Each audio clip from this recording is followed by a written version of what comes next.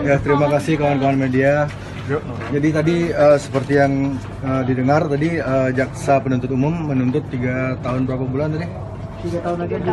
3 tahun ya. Ya jadi saya makin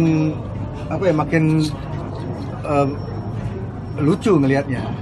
Dari pihak ID pusat, PBID, dari pihak ID Bali, mereka semua bilang tidak ingin memenjarakan saya. Jadi siapa sebenarnya yang ingin memenjarakan saya ini? Saya ingin tahu orangnya siapa sebenarnya ingin memenjarakan saya dan ingin memisahkan saya dengan istri saya. Coba datang sekali-kali ke sidang kalian tuh yang benar-benar pengen menjarakan saya tuh.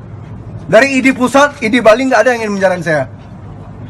Siapa yang musan sebenarnya? Datang kalian ke sidang.